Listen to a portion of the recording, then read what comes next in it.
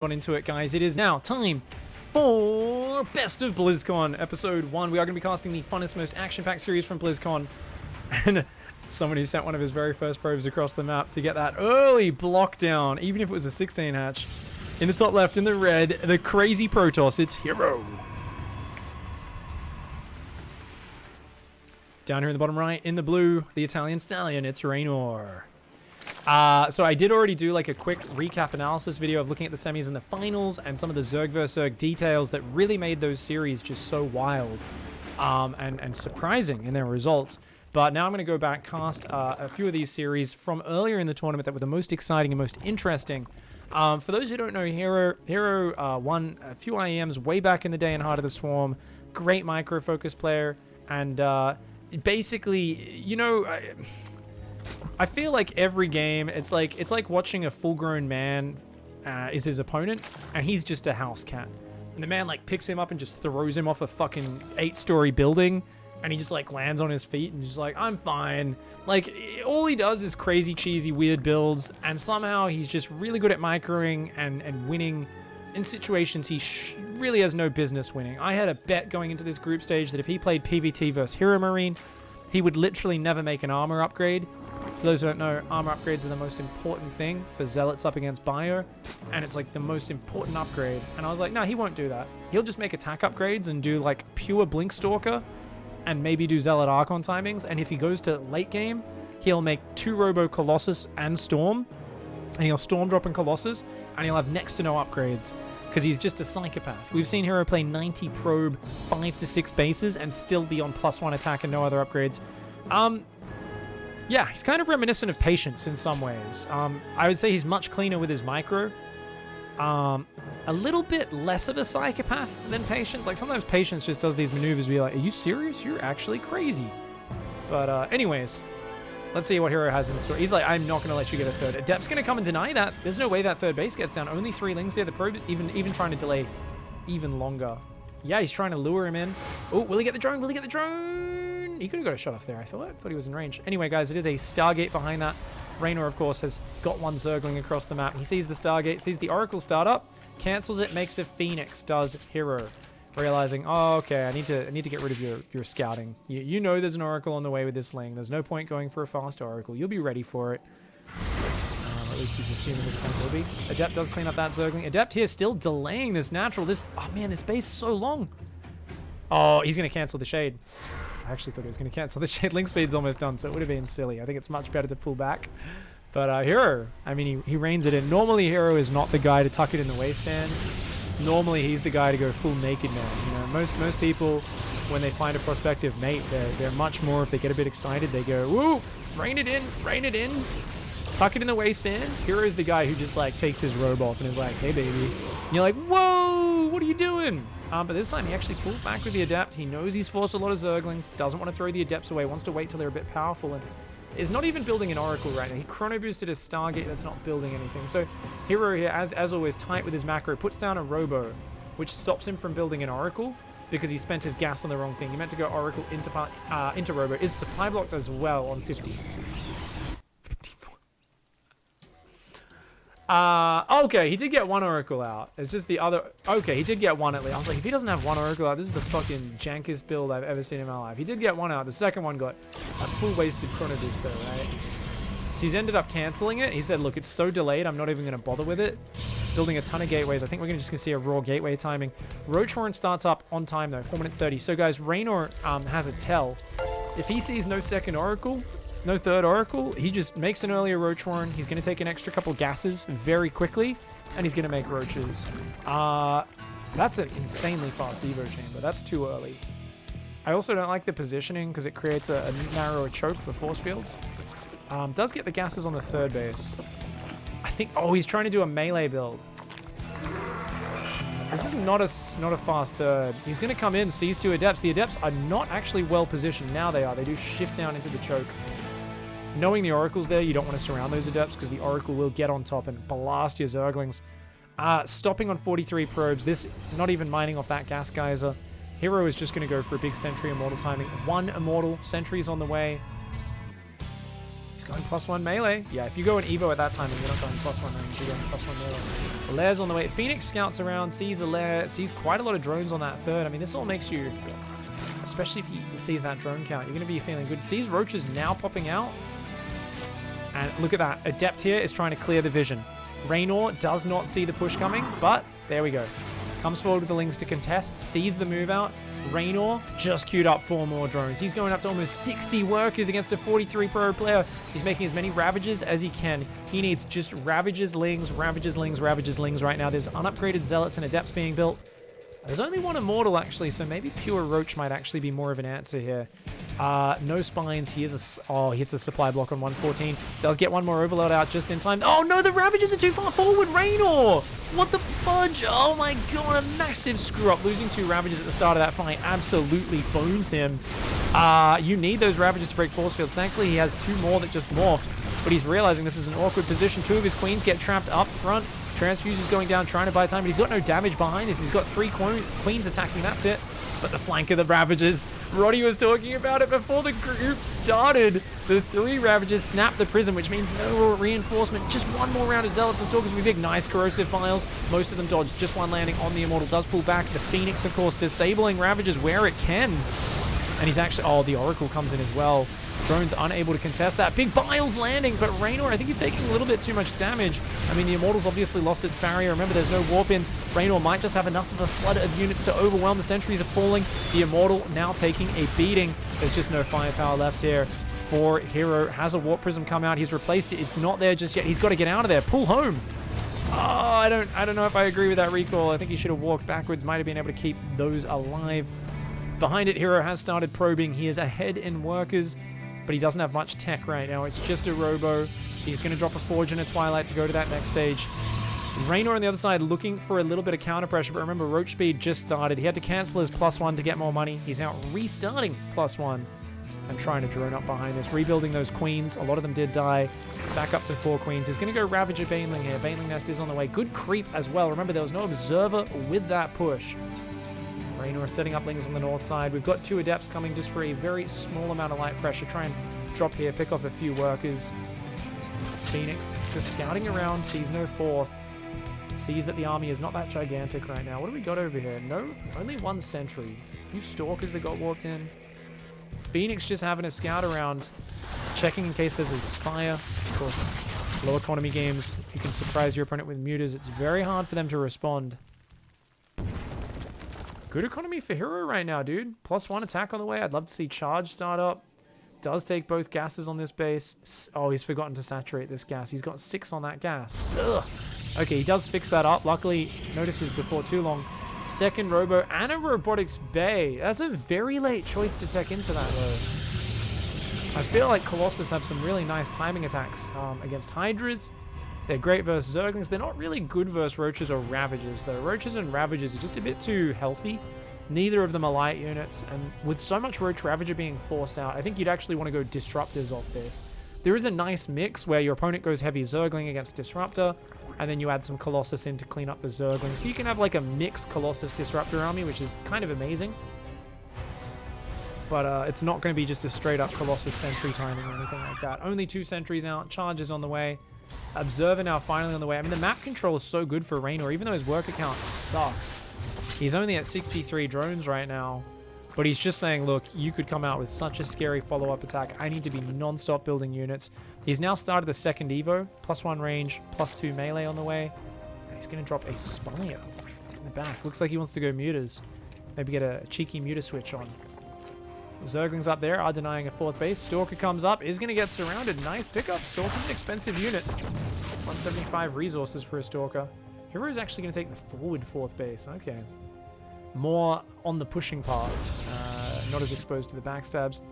Oh, you gotta... Don't get biled. Don't get biled. If you get biled, that's going to be... Oh, lots of Lings going forward. Not able to actually... Did they get the probe? I think they got the probe. Another probe has to come out. Immortals do drop down. Gonna try and pick up a couple drones. Oh, he fucked up. He's busy microing his army looking for those Zerglings. Does end up finding them. At the same time, though, has to pick up down there. Zergling's gonna back off on the other side. We've got an infestation pit on the other way. on the other side of the map on the way. 74 drones, 75 now. So Reynor has got up to a healthier worker count. But remember, even though his supply looks good, he has no banelings right now. Yeah, he's got bane speed. Yeah, he'll have +2 melee in a minute. He's not there yet. Okay, this is very important. If he can buy time before the fight, that's going to be huge. 2 Colossus are out. 3rd and 4th one are on the way. Oh, a lot of the lings do get trapped. But Reynor is sliding out with most of them. Still maintains a little bit of pressure on this side of the map. Zergling goes in, scouts around. It is a big Colossus army. Are we going to see Corruptors come out, or is he just going to go mass Roach Ravager Bane? I think it's Roach Ravager Ling Bane. Lots of Banelings, 26 are out. If you can flank this, it's going to be huge. I don't think you want to fight from just one angle, but you know what? There's not that many force fields. Ooh, I think he's got to pull back, though. I think he might be overextending his Reynor. Yeah, there we go. Lands a few biles, baits out most of the force fields. I would have loved to see a flank here, but I think as long as he comes in with a bit of a pre-spread, just there he pre-spreads his army. Still force fields left over. Those queens tanking a little bit. The Banelings getting obstructed here. Great force fields by Hero. Just remember, he doesn't have any Archons in here, guys. He's got nothing to really absorb those Banelings, and they do find their way into the juicy center of some of those units. All the sentries go down on the left-hand side. A Colossus falls very quickly. There's just nothing to kill this Roach Ravager. Oh, man. The Immortals are kind of fighting Zerglings on the left while the Colossus were fighting Roaches on the right. Not what you want. And that Warp Prism was so afraid of getting biled down. It was so far behind that engagement. Reynor here, it looks like he'll barely take this down. That Phoenix on 1 hit point being a big old dickhead. Just floating around. That Colossus hangs out. And a very common scenario. Hero's 4th gets sniped, doesn't put it down. He just goes for what is basically an all-in attack. And then he remaxes with sentries. Hero is a guy who's great at micro. But like, guys, when you're making sentries at the 12-minute mark, you are beyond fucked. Like, it's just the worst thing to be spending your gas on right now. If he had Archons joining his Disruptors and Colossus and stuff, that's a really good, generic, well-rounded unit. I mean, I look at sentries and I go, really? Sentries at this stage of the game? It's won him games against Terran before, where he does this clutch wave of force field, splits an army in half, and does really well. But oh man, there's a lot. There's a lot of problems with sentries here, especially as Greatest Fire starts up. Pack of Corruptors is out. He actually went for a full 7 Corruptors. I mean, that's good. They can hunt down this prison, which is nice. Good quick pickup and recall from Hero. Does keep that alive. Oh, look at that. Oh my god, the Changeling says, mate, you've got the wrong shoes. They're like, we're balls. We don't wear shoes. He's like, exactly, you need to wear shoes to get into this club. They're like, dude, we're inside the club. We want to get out. And he's like, yeah, it's fire hazard. You got to use the other exit. There is no other exit. Oh my god, not having those 2 Disruptors is so fucking bad, guys. Oh god, Hero's in trouble right now. The Prism does survive for now. 1 Corruptor does fall. Greatest Spire is not ready. It's just Ravages and Banes. Banes. Oh my god, that second Disruptor shot doesn't quite go off. This is actually a really awkward army for Reynor right now. But not having those other 2 Disruptors is massive. 1 or 2 more Disruptors right now could change everything. He's got to pick up that Colossus. Nope. Corruptors with good focus fire. Okay, the Disruptors finally get down. 1 good shot falls. It looks like the other shot was already fired from behind the wall and not realizing those Disruptors. He just grabbed the control group, fired a Disruptor shot, and it must have just been out of combat. Not even useful. Oh, man. Absolute rout. Reynor hangs on, defends. Map 1 in this best of 5 goes to a Reynor.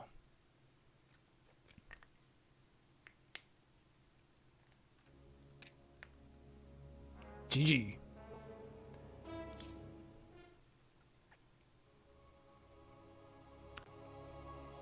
Shy Guy says, sadly, Hero retired after BlizzCon. Really? I had no idea. Is it because he's got military, or I actually somehow missed this announcement? Maybe it happened when I was flying home, or I just somehow did not hear that. Whoa, if you guys could link me up any posts about that. Did he tweet about it? Hero is a beast, man. He's such a big part of StarCraft history. Is it Liquid Hero? No, he hasn't played in like 6 years or something.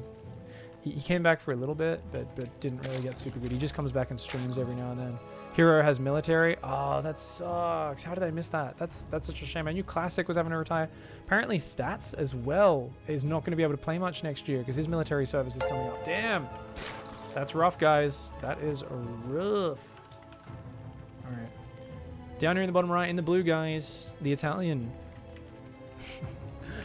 The Italian Bastion, it's Reynor. An Italian guy messaged me and he was like, just so you know, whenever you guys call him the Italian Stallion, it sounds really creepy because when we say Italian Stallion in Italy, it's a sexual thing. It means he like, it's like saying this guy fucks. And I was like, well, there's always a very slight, slight, I guess, meaning of that when we say it, but usually it's more just like this guy's, I will say, oh, he's an Italian sounding like he's a handsome guy.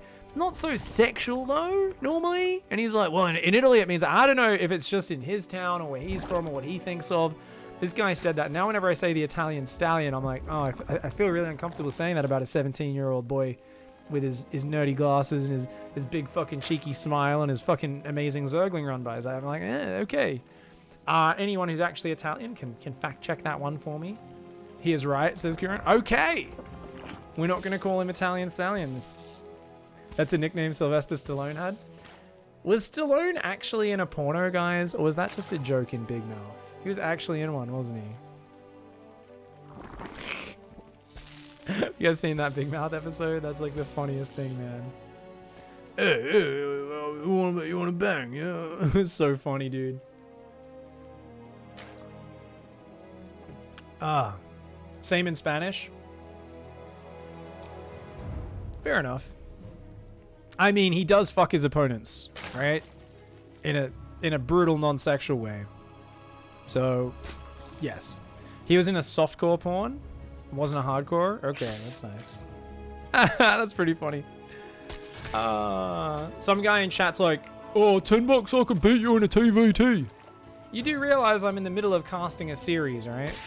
It's like someone challenging like someone who's in the middle of work. Like, yeah, you want to fucking... I bet you couldn't beat me in a race right now. You're like, well, I'm in a meeting, so... Oh, you just opened? All right. Challenge me another day, man. I would love to play you, for sure. No worries. I don't know who you are or what level you are, but yeah, sure. We could maybe have a match another day. We'll see. I have no idea who you are. So... Am I like scared or something? I bet you $11 I can beat you in a PvP, says Eon D. Dude, my PvP's been good lately. Like, it's been bad, but also good. Because I've been playing so bad, I've gotten like really comfortable playing PvP from behind. I used to really suck at playing PvP from behind. But now when I'm behind, I'm just like, there's a depths here. There's an immortal drop here. There's a depths here. Here's a random oracle that I hid in the corner from your Phoenix. Get fucked. You know, like, it's just like layers of bullshit. I've fully embraced the layers of bullshit. And I'm like, well, I'm pretty dead, so I'll just snipe your observer and kill you with DTs. And they're like, really? This is your fucking strategy? And I'm like, yeah, I understand how to channel the bullshit, man. You could beat me in a match of chess boxing, right? I will fuck you up, Jim Davis. You don't even know, man. Dude. As long as the boxing comes first. And no, I can't even remember what you're...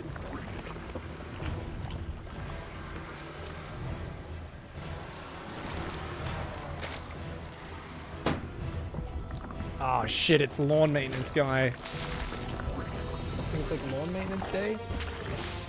And his lawn maintenance material has become 10 times louder, guys. Oh my god. Hopefully you guys don't get too much of that. It's super loud, right outside my window. Hero here going for the classic Immortal Sentry drop on the ramp, wants to force field that.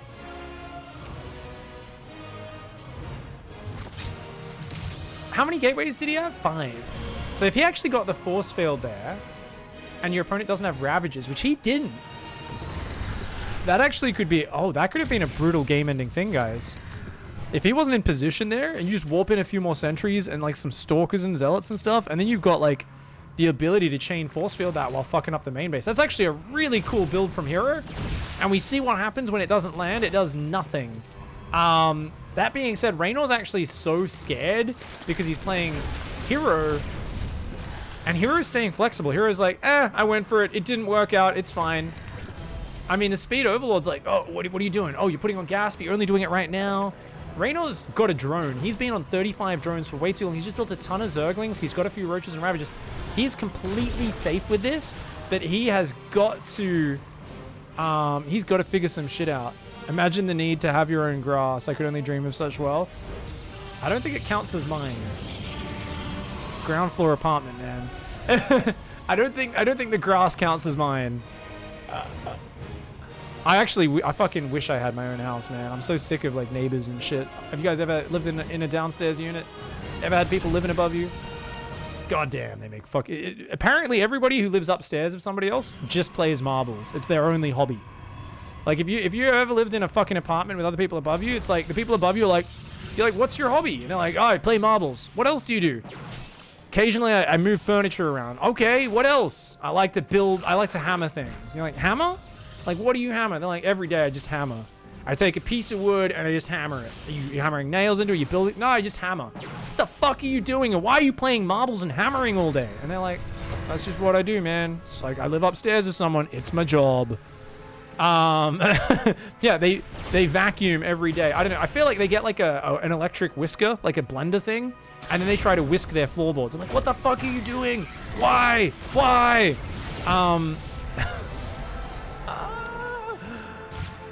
So right now, guys, Hero's like, look, it's a fake third. I might move out. We should cast the game. Sorry, guys. I'm getting distracted by chat. Chat's being really funny. They're all challenging me to like fights, StarCraft matches, and chess matches now. God damn. And Lawn Man is just, oh, he's having a good time. He's having a good time. He's just fucking smashing it, man.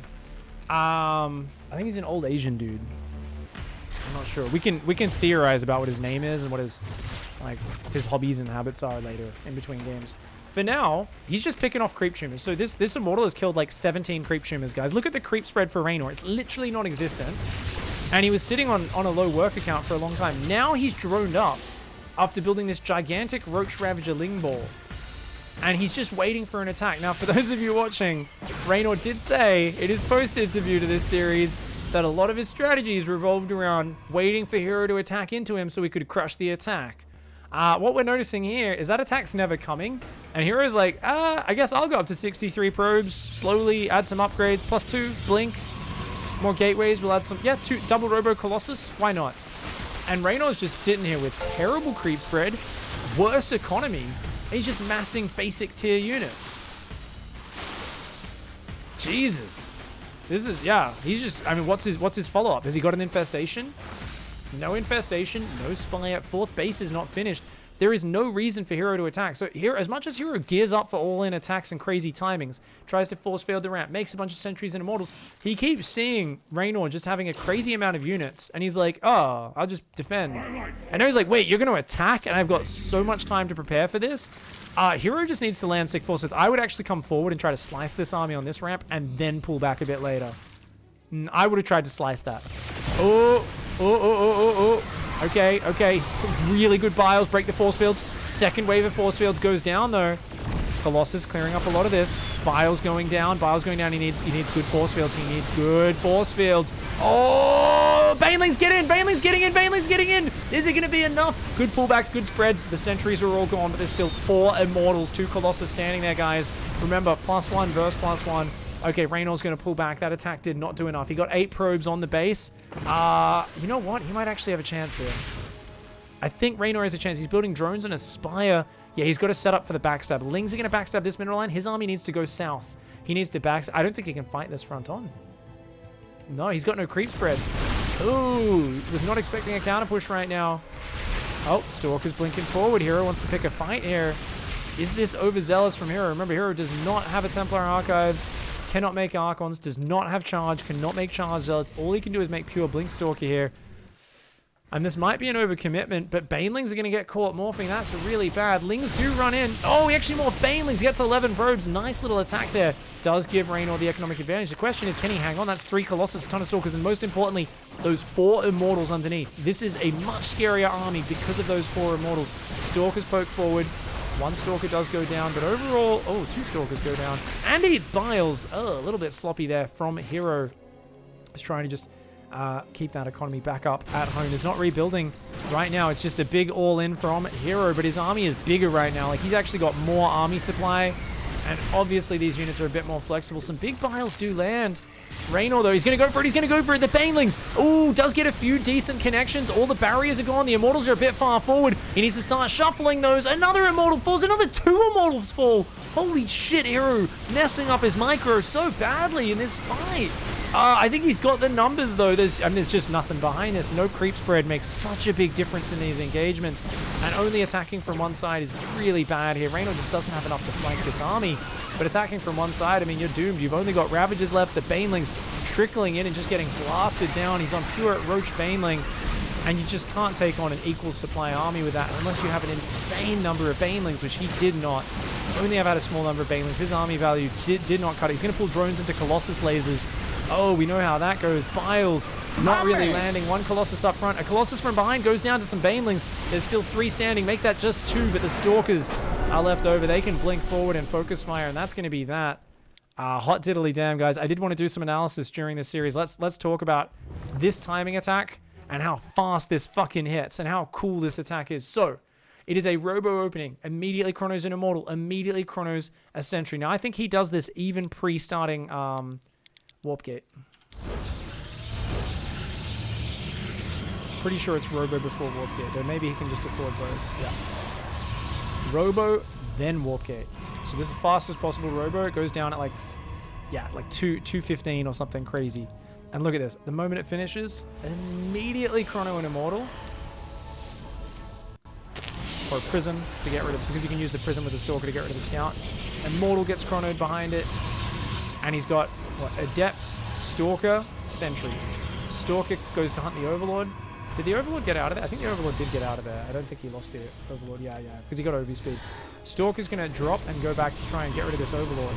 Because the Overlord's seen, and he goes straight up to 5 gateways. So he adds 6 gateways, in fact. And they're all finishing right about now. So he's like, dive, dive, dive. And he's like, if I can just get on that ramp. Look at this, 4 minutes 30. And he just goes straight for the ramp. Ooh, I mean, I wonder if he should have just committed. He might have been able to force this. What do you guys think? So many Lings are outside the base. If he just dropped a force field there, if he just drops here, force fields, picks back up, unloads the Immortal. I mean, he can even just not even unload the units if he wants to. He could just unload the Sentry, force field, and already be in siege up mode, and then just be like, warp in a bunch of Zealots and Stalkers.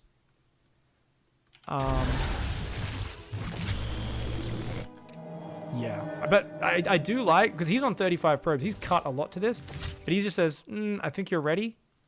What's he do as the follow-up? He says, Forge goes down, restart Immortal production, which it looks like he did the moment he realized that wasn't going to work. Maybe even slightly before. He already had the Immortal. Built another Sentry at home, and he's like, okay, let's take another gas. This gas here at the front was already a fake gas by the looks of it. But then he's like, oh no, we're not able to do damage. That's fine, let's go for this. And he's just like, okay, I'll just like, dance around with this, pick off creep tumors as I can. Yeah, he's got an Observer.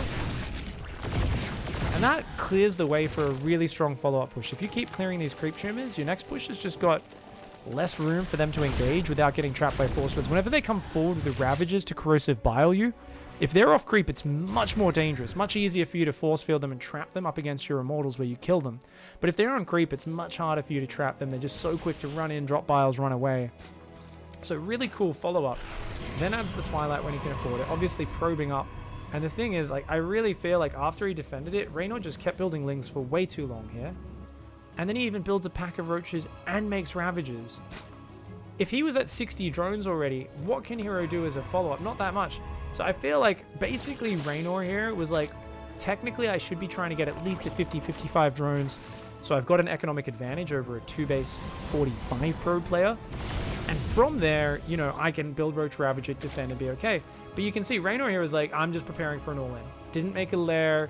He was like, just make Roaches and Ravagers, just make Zerglings, have plenty of units out.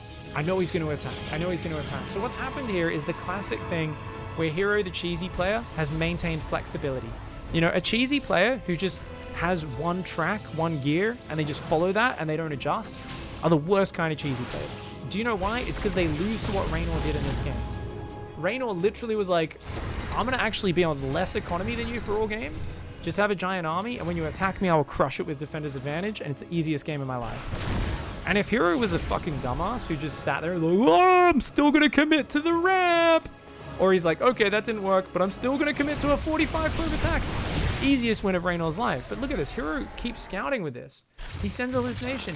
And he's like, no, like, I saw heaps of Roaches and Ravagers. I see that you're not even pushing out. You haven't even pulled extra queens out. The reason I keep picking these tumors off is you're not even investing in extra queens for creep spread and pushing back my harass.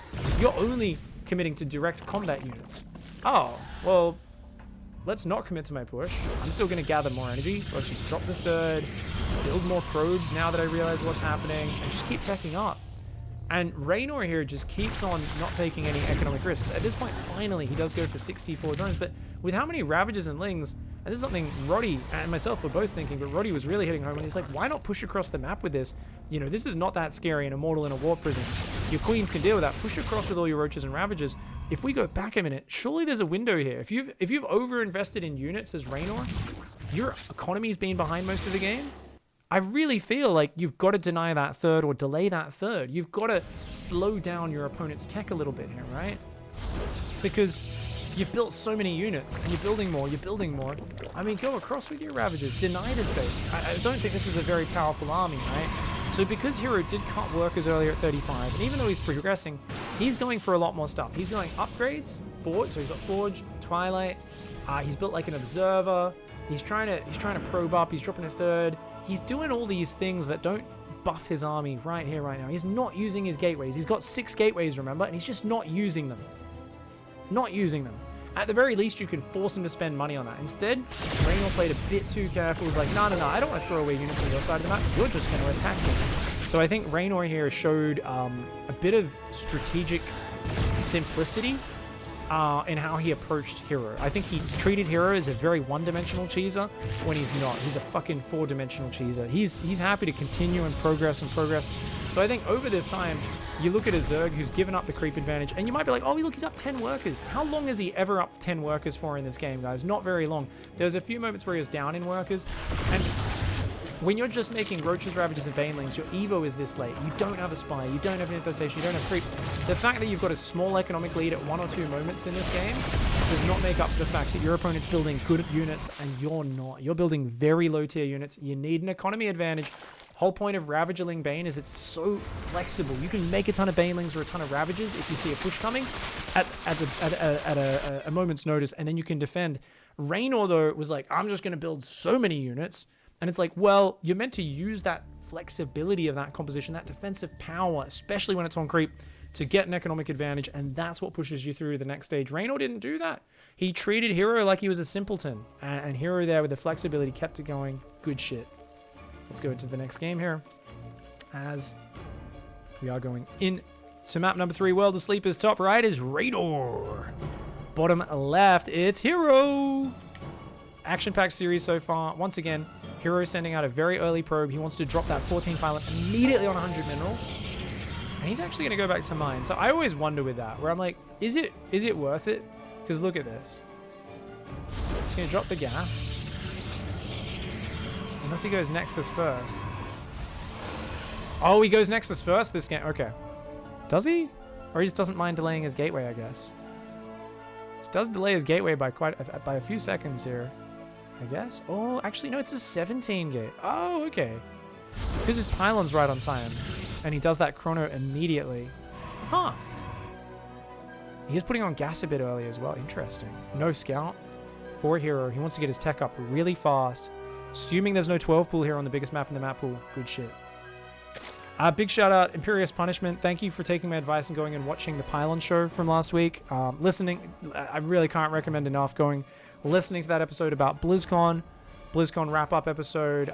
Maynard has a fantastic rant in it where he's just very honest. I think he gives voice to a lot of the frustrations that people have been having in the community.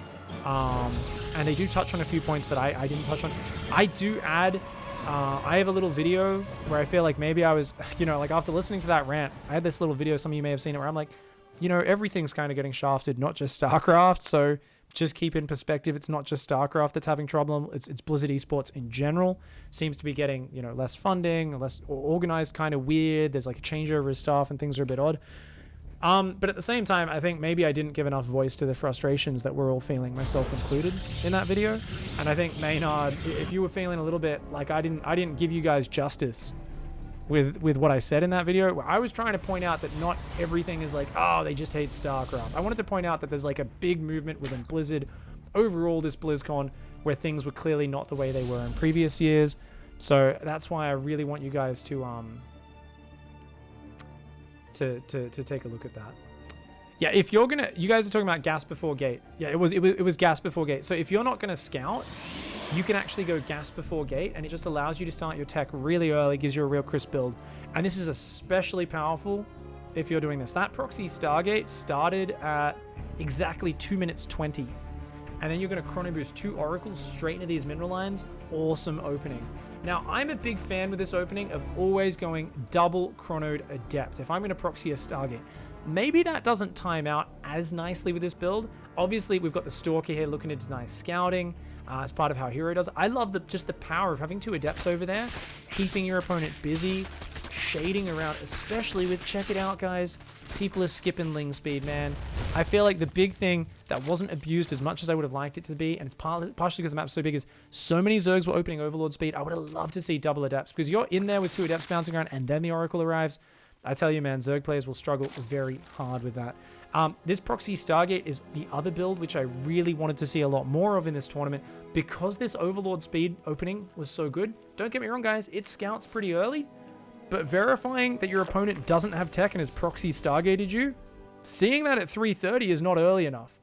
Oh, fuck. He actually spotted the Oracle. He didn't react. Reynor didn't notice that he spotted the Oracle. Oh, God. Oh, he's reacting so late. This Oracle should get at least 5 kills. How's Hero's micro? 1, 2. Great Spore trick. Can he get another? Oh, my God. Great Spore Crawler tricks there from Reynor. Does still lose 4 drones and mining time. Second Oracle is about to pop. This is massive. This can do big damage. Remember, though, guys, imagine if there were 2 adepts coming over here.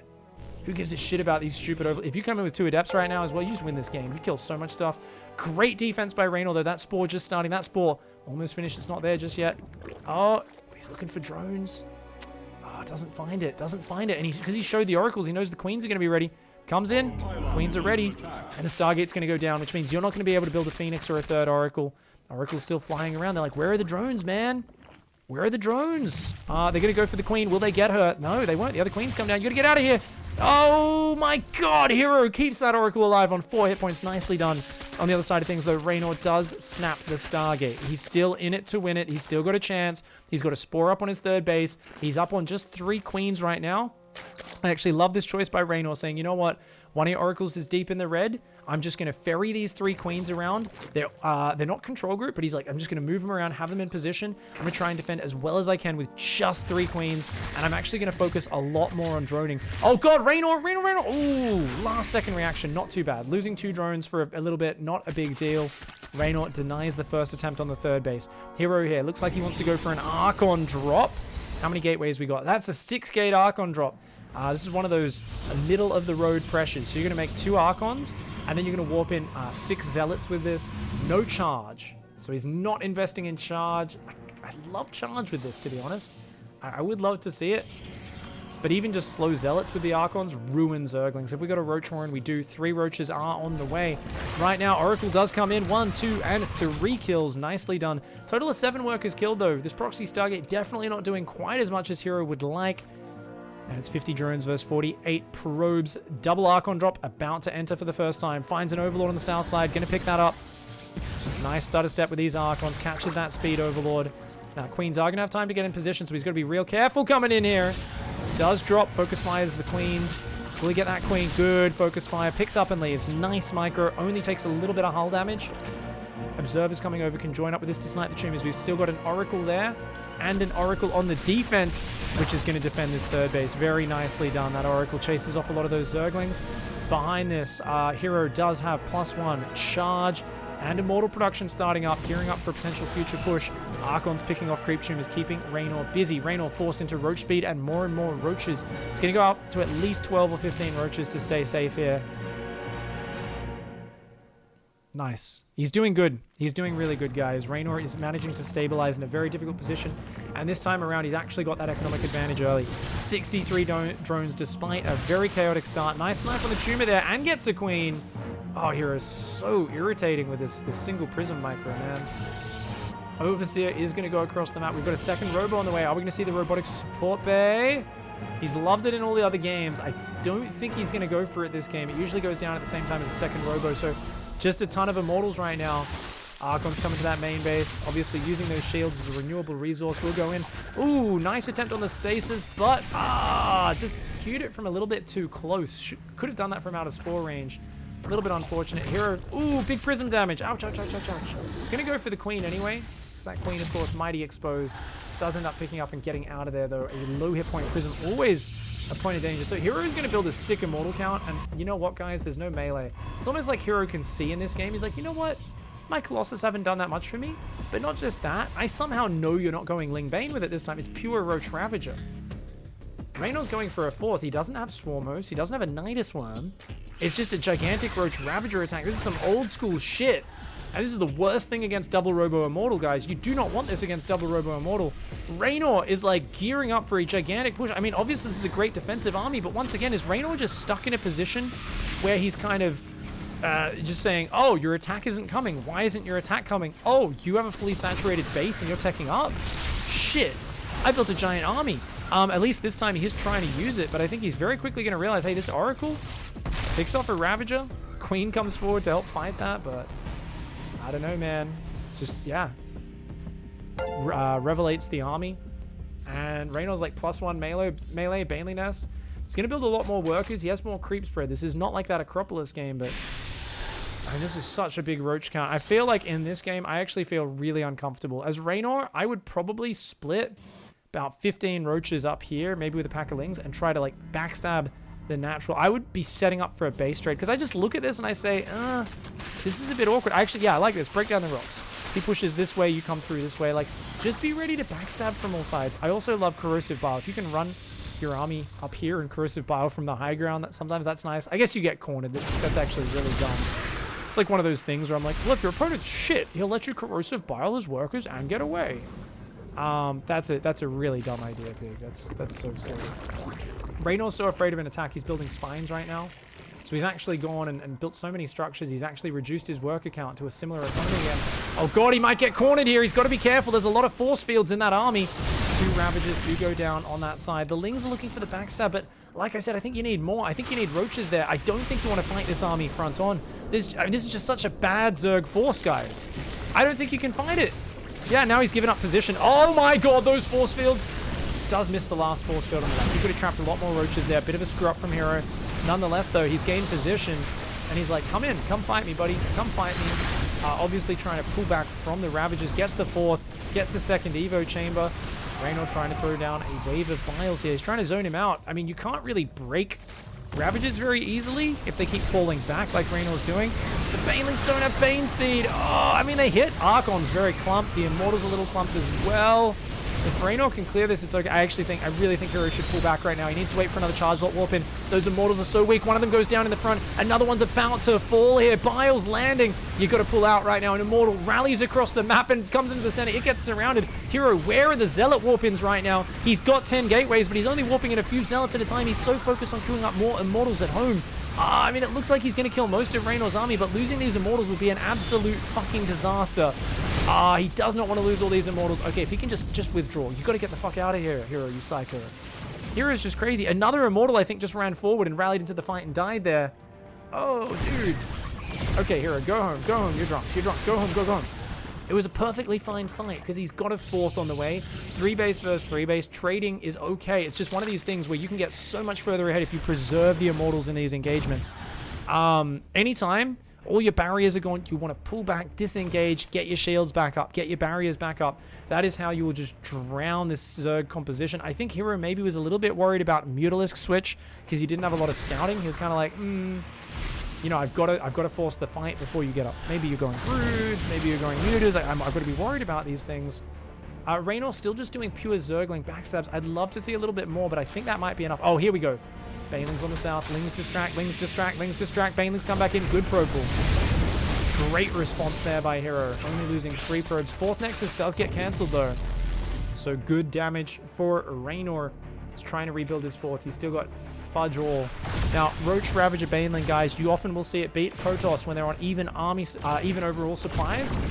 The difference in those scenarios is there's like 50 Banelings. Remember, same as in that Acropolis game, there's just not that many Banelings. Banelings are the very supply-efficient unit that makes Ravager Baneling look awesome. But, yeah, this is actually insane. All right, Lings are going to take down these Zealots. That's a good little run by But at the same time, Hero's gaining position. He's like, I'll just fight you, dude. I've got +2. You've only got +1 attack on each of your units. I got a good Archon count. How many Archons? I've got 4. Another 2 about to morph in. That is 8 Immortals with +2 attack, guys. That Archon takes a lot of damage, but hey, your 4th base is gone. Get wrecked, says Hero. Zealot's going to charge on top of those Zerglings. I mean, Reynor's trying to fight from behind, but what's the Hail Mary play? You've got nothing. He's like, I got a Hive. What are you going to do with it? You can't go Broodlords off this economy. You'll get like 3 Broodlords and they won't do anything. Your opponent can just split up and attack you in 2 places, or simply run through and just ignore the Broodlords. Nice hot pickup. Does clear the creep tumors there. +2 melees get a finish. Will make the Banelings a lot stronger. It's just, hey, you're looking at a 30 army supply advantage here. Reynor just committing to way too much Roach Ravager in this game, and once again, expecting Hero to play a simplistic style. You cannot blind counter this sort of stuff, guys. You cannot blind counter an aggressive Protoss who has as much flexibility as Hero. Hero is like scouting, because he's so active with his Prism. Every time Hero's, even though you see him do these sharp timings, you can often get this stuck in his mind of like, oh, he just does that every game. He does it if he sees you're weak to it. He doesn't just blindly commit to things like a dumbass. Like, he actually thinks his shit through. Nice Archon dropping the Banes there. So if his Prism sees you massing units, he'll just build more probes and defend. And we've seen this now 2 games in a row where Reynor finds himself stuck on this poor creep spread, poor economy, a Ravager Baneling, and he's like, oh, shit.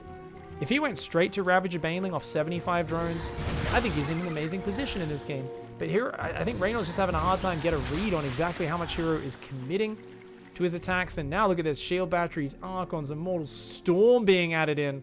Holy crap, you don't see Hero get that in this matchup very often. Hero's normally pushing you with other units. Oh my god, there's more Zealots than there are Zerglings. That's a maxed out Protoss, guys.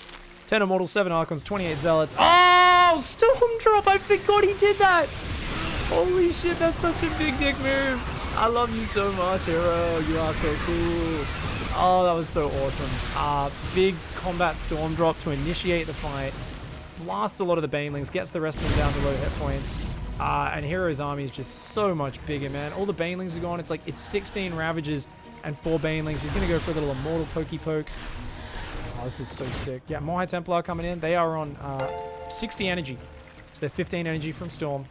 They're fresh Warpins. Can't use more Storms just yet. Reynor's going to try to go greatest, but I love how patient he is. Remember what I was talking about. You just don't commit if you've lost your barrier. Wait for your shields. You got to, oh, look at this. I got a 4th base up. I'm making more dudes. I'm making Blink, which is a good intermediate response to Broodlords. He's looking for Storm Drop again. That Prism. That Prism. Oh, he's just going to use these ones. He's looking for it. He's looking for it. He's looking for it. Oh, my God. Such a sick way to start a fight. Eats a few biles, but he's like, wait, I just have 1,000 times the unit count here. You have? Okay. I'll just win. No worries, buddy. You see how the Ravagers keep withdrawing? They keep trying to pull back and just bait Hero into biles time and again. And Hero's like, okay, I'll spread out and kill your base. And the Ravagers are like, we're still here fighting. Reynor is like doing what you need to do, but he's just behind. 2-1 advantage to Hero. GG, well played. Ah, man.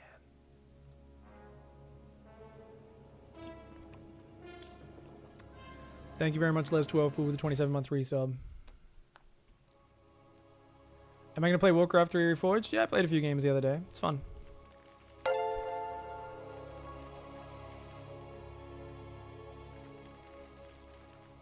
Yeah, it's a good game, dude. I haven't played in a while. And I was always bad.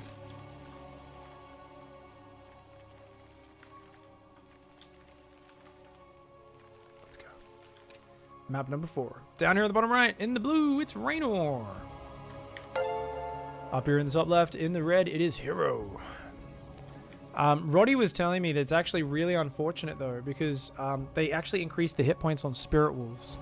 So they actually get purged by creeps now. So Roddy is a Farseer god. I love Farseer. I was never a Blade Master guy because I was a noob. So I just liked having summons, right? Tank damage for me and shit when I'm creeping. And he was telling me that because they gave a 50 hit point buff, they're like, we're buffing the Farseer. And he's like, oh, it's actually a nerf because you just can't creep properly on a lot of the maps. Because like the Gnoll, the little, what are they called? Gnoll poachers or whatever. It's Gnoll poachers and the Renegade wizards. And all the other guys, they just keep doing abolish magic and purge on your spirit wolves. So what he was saying, like, yeah, they tried to buff the spirit wolves and they kind of fucked it up. So he's actually like, yeah, not very comfortable in Warcraft. I don't know. I am a massive noob.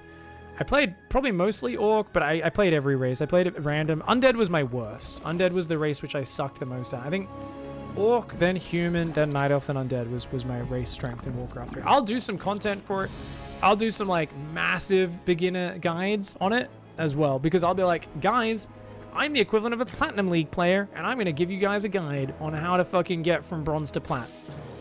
And it's really basic shit, and there's going to be wrong information in it, and it's going to be fantastic. So I hope you guys enjoy that.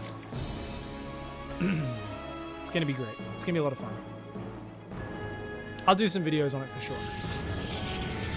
Probably wait for full release, though. Alright, so Hero has gone for the wall-off. His scout's been annoying. He's been denying scouting. I mean, Reynor's just got to play a better game, man. He just didn't...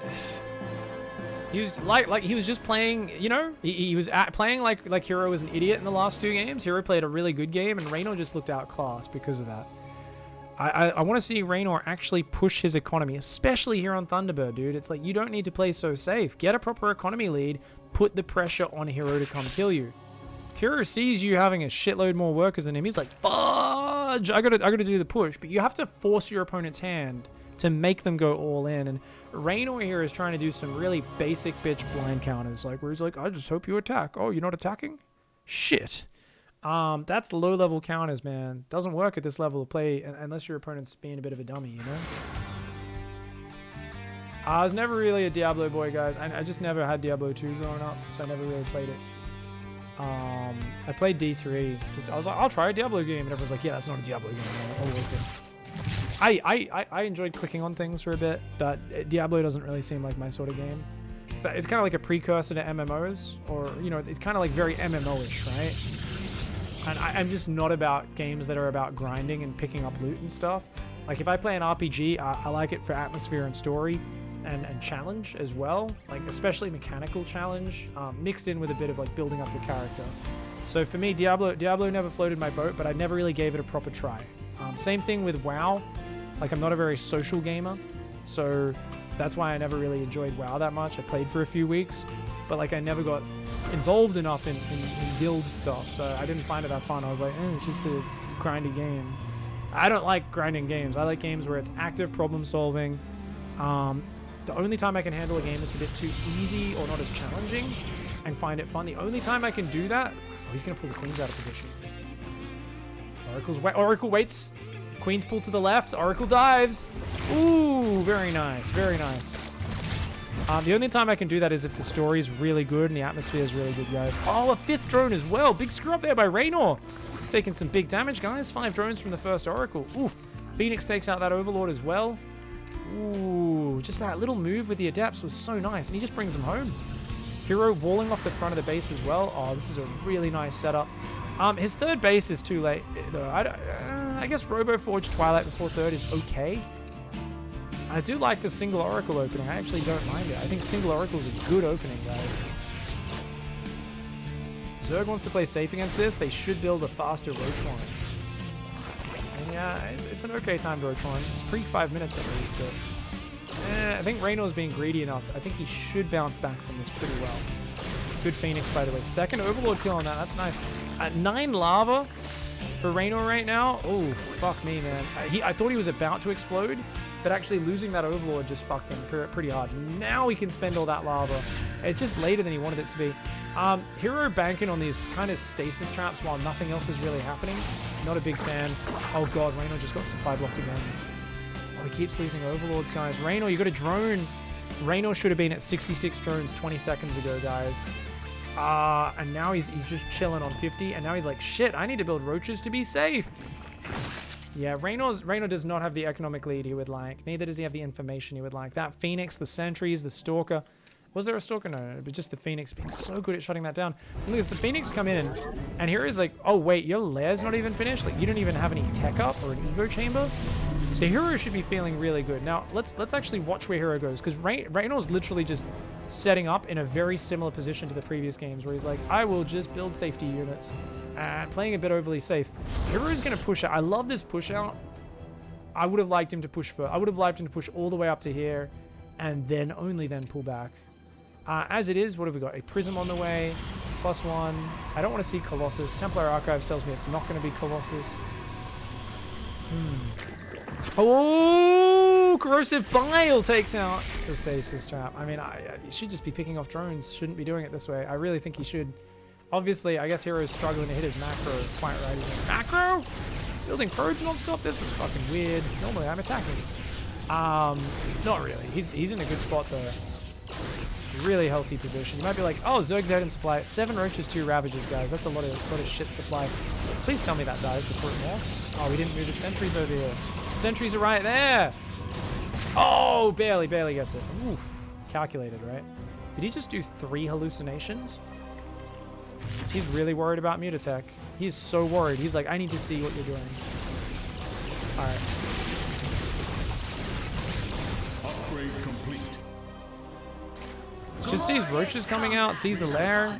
You will finally see an Infestation Pit. Adepts come in, don't really get much. Do we have a second Robo? Only one. I really think we need to see a second Robo from Hero.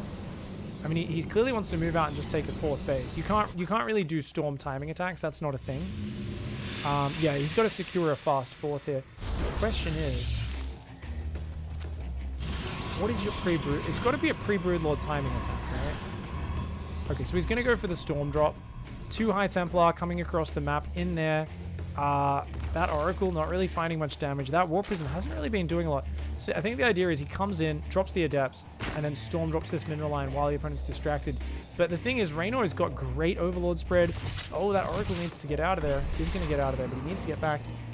The lack of a second Robo, I think, really hurts Hero's ability to get a lot of Immortals in this push. It means his Archon, his push is going to be much more Archon dependent for tanking. No, oh god!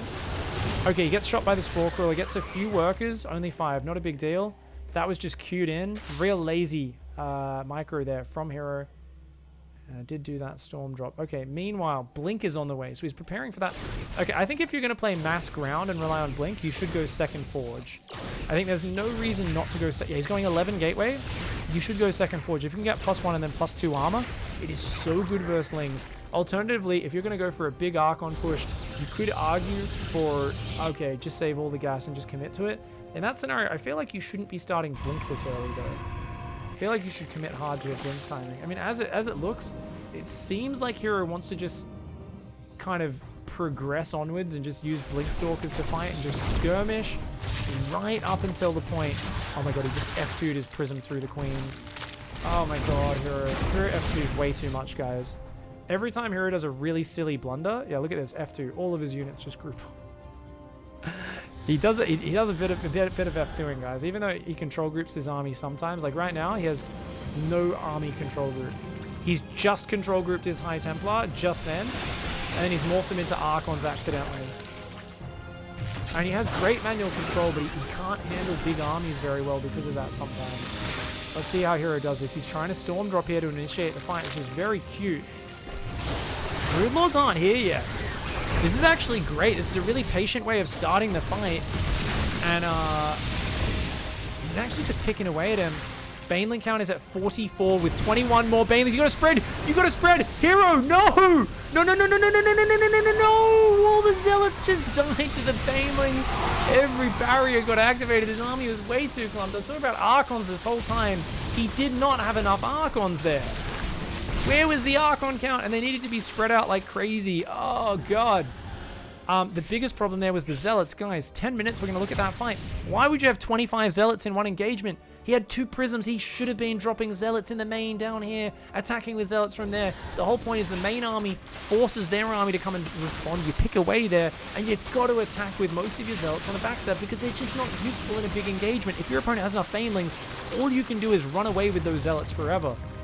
Too many Zealots in that army from Hero. If you get a lot of Zealots, it is fine. You need to split up and attack in multiple areas. If you're attacking in the north, dropping Zealots in the main, and forcing a fight on the front, I guarantee you those Banelings will not hit correctly, but a massive screw-up with the handling of that engagement from Hero. And you guys really need to just go take a look at Showtime spreading. If you guys want to see how to spread a big Archon army versus a ton of Banes, it's all about that Archon spread. I keep telling the story of how after this group stage, we were asking about the Stormless pushing style with Mass Archon that Showtime does. Cyril said it's really hard to beat. It's really hard to reliably stop with Ravager Baneling. Oh, I'll hold that thought. Oh, he's F2'd the Prism again. Ah! Spread your units out. Stop F2ing. Why did you warp in Stalkers as well? Super fucking random. Okay, so he wants to be able to blink on the Broodlords. The Stalker's a good generic unit. They can work out. I mean, he might be able to break through, but... Oh my god. Reynor's actually so shocked that he's pushing in again that half of his army's on the left-hand side. His army's not here. His Banelings were getting ready to backstab, and he's just like, wait, what the fuck? You're fighting me? How many Broodlords have we got up, guys? 2 Broodlords morphing. None are quite ready just yet. Hero here with a brutal fucking psychopath headbutt. He lost the previous battle, and he should have pulled back. That's what a normal Protoss player would have done, but he's Hero, so he's just diving. He's like, fuck you, I'm just going to blink on your face before you get Broodlords, dickhead. Drones are getting massacred on the left-hand side. They are being forced into the fight, but the Broodlords barely finish. The +2 melee Zerglings, remember, they have adrenal glands, and there was no armor upgrades on those Stalkers, so they just got savagely smashed by those Zerglings. The blink forward just a little bit too much. It almost worked. I tell you what, if Reynor actually expected that second wave of headbutt, he would have crushed that attack. But Hero here, he goes for it. It's the last thing you possibly expect, and it works out because of that exact fact. And that's just crazy, man. That is just insanity. Hero, the psychopath, just goes for it, man. All right. Stalker's here. They're just going to keep poking away. I mean, he's going for +3 attack now. Drops the 5th base, but, I mean, Hero's just got no units. I think he needs DT backstabs, Zealot backstabs. I don't know. It's just, it's too hard. If you don't invest in those armor upgrades, your frontal attack pre-Broodlord becomes so much more important. You can dance with Broodlords Infestors if you go double forge and get armor and shield upgrades for a lot longer. Especially armor is more important on Zealots. It allows your run bys to be much more powerful. Plasma Shield's more impactful in those direct engagements where the Archons tank a lot. It can make a big difference, but I really do feel like double forge, big economy, lots of, you know, movement styles can be really good. Pros insist it does not work. They're like, nah, players, Zerg's too mobile, they can cover it. These players don't get out of position enough. You know, you can't out-position a mass Zerg player. I'm like, I don't know. I feel like as they go for the Broodlords, they do become less mobile, and I really do feel like you can do it. I think more players need to try it out. Go Skiller style, get 17 gateways, 18 gateways, whatever it was, 90 probes. Man, it's getting really fucking hot in here, guys. Had to close my window. Oh god, I'm like sweating. It's really gross. Anyways. So what was I talking about earlier? I was talking about... Okay, so the Archon push. Reynor said it's easy with mass Baneling. Cyril said it's really hard. Reynor was like, nah, it's so easy, dude. You just mass Banelings, just make more Banelings, you'll always kill an Archon timing if they don't get Storm. Like, easy. Then you make the Broodlords, you're all good. Okay. Big aggro Storm drop. He drops his Eye Templar in the front of the fight like a fucking psycho. I love you so much, Hero. All those Broodlords very low on hit points. A lot of Banelings come forward. Great micro. Those Banelings did fudge all, man. I think he actually overcommitted with those Banelings. I think he should have pulled back with the Banelings. You've got Broodlords. You can afford to in and out as much as you want. So the thing a Protoss player wants to do is they want to bait your army out in front of the Broodlords, like Reynor just gifted him that. Reynor should have disengaged with the Banelings and said, hey, come fight my Broodlords, then my Banelings will engage. Zerglings, uh-oh, a bit of a misrally there. Oh, whoa, whoa, whoa, Banelings clear out the mineral line. 16 probe Stalkers are going to do a real cute attack down here. You got to be careful, Hero. Hero, your War Prism! Your War Prism! Ah! Barely survives there. He can just blink out of here. So this is actually a really nice attack. He can blink across the minerals, but Reynor knows it. Okay, Broodlords come from the right. Ground Army on the left. Ground Army's like, blink into me, blink into me! Oh my god, +2 melee Adrenal Zerglings. Almost every Stalker goes down, and suddenly Hero is looking dead in the water. Starting Stargates and Fleet Beacon, that's how you lose a game. I really feel like Double Forge, more gateways, man. Tempests are not going to do anything. I was arguing with Cyril about this. I was like, Tempests are bad. Reynor was like, yeah, Tempests are the worst unit ever. And Cyril's like, they're really good. They're the best unit, dude. You need them against Broodlords. And I was like, really, Cyril, you think that? I was like, you've never fucking lost a Broodlord to a Tempest in your life. And he was like, no, they're really good. You just need enough to one-shot the Tempests, the Broodlords, though. So we both agreed 6, or at most 7, is the absolute maximum number of Tempests you should ever have. A lot of these Korean Protosses build 10 to 12. And it's just a fuckload of shit units, low hit points, low damage for their cost, overkilling as they one-shot Broodlords, and it's a huge waste. So I'm hoping Hero stops at 6 or 7. Oh, dude, what the fuck? Slow reaction, he's got so few units. Zerglings fighting Mass Zealot on the top line. This mineral line gets fucking ruined. And, oh man, Hero's just in trouble right now. How many Infestors we got up? No Infestors just yet, but the first 5 about to pop, going up to 11. We've got Flyer attacks on the way. +3 melee, adding Carapace now as well, which will give him a lot of longevity in those counter attacks, and that can be really nice.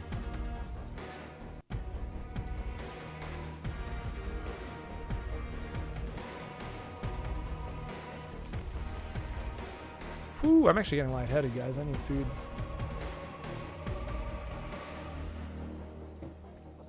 I think the lawn guy's finished. Alright, so we're gonna go back to that 10-minute fight. Sorry, I really wanted to do more analysis for this cast. We're gonna go on Reynor's vision, but I can't due to it's so hot. The tumor is under attack.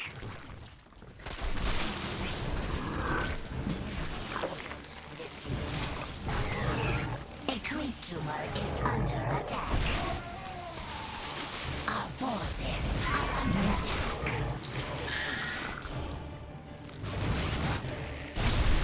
Mineral field depleted. Mutation complete. Mutation.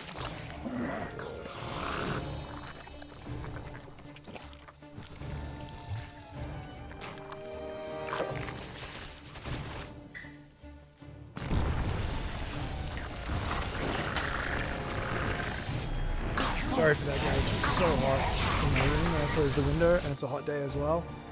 I just grabbed. I felt kind of faint. I was like, "What the fuck, man?" I guess I'm just not used to the heat, and I've been overeating a lot, so my body's not used to that much food.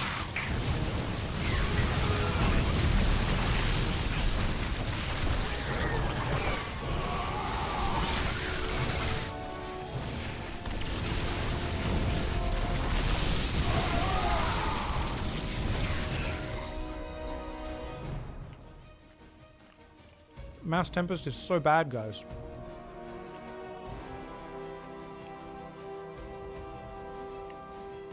So Tempest High Templar.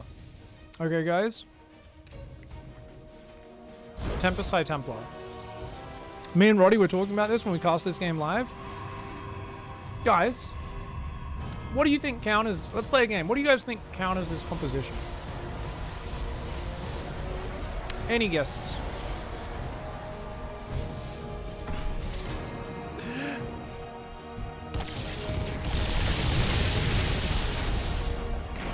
The funny thing is, you can beat this with Infestors, but you could literally just make 25 Corruptors and just run in and kill all the air units. And as long as you're spread out, Storm is not going to stop that from happening. 25 Corruptors will just kill everything. Then you just go piss on every Nexus. You know what else beats it? Ling Bane. You run in with Ling Bane, all the High Templar go. And then they can't even Storm. You can literally attack this with just like 50 Zerglings, 20 Banelings, which is not a lot of supply. It's like 30 supply of ground units. 30, 40 supply of ground units, and the rest on Corruptors, and like you will crush this army so hard. Banelings, Banelings, Banelings, Banelings, Banelings! Oh, he's trying to recall units to cover it. He recalls 2 Immortals, 3 Immortals, does end up absorbing some of it. Zealots accidentally pulled back F2! Hero! Learn to use control groups, you fucking psychopath. He just F2'd his Zealots from killing a hatch and attacking into a poorly defended hatch, which they would have overwhelmed, I believe, because they do have better upgrades. Okay, so he's trying to use Fungal and Neural is how he's trying to deal with this. Down to just 7 Tempests now, which is actually the correct number. You don't want more than that because they just all shoot the same target. So, like, watch what's going to happen with these Tempests. They're all going to shoot the same unit. And it's like, well, it would have died to 2 or 3 shots. You don't need any more for that. Hero's an amazing player. He's just not a late game player. The thing is, I really do feel like every Protoss player out there is trying to play Mass Tempest. Not every, but a lot of them. And it just is so, it looks so bad, guys. Nice Disruptor shots. Oh, he actually gets a lot of those Infestors, but big bungles. And the Corruptor's just gunning down these Tempests, man. There's only 3 left there. And the Broodlord's just going to roll over that ground army now. Yeah, oh my god. Even though he loses a lot of Infestors, he just kind of, with the chain fungal, forced Hero to stand and fight. I feel like Hero, if he was just microing Prisms coming in from 2 or 3 sides all game, I really think he could give Reynor a run for his money in the late game. And I think, going for Tempest, it just seems like such a good way to lose a game. GG. So, someone in that is disgraceful for a pro. It's not, I mean, it's just such a complicated composition that it's like you can't use this composition as Hero. I don't think. I think it's a bad composition in general, but especially for him, I think it's a bit.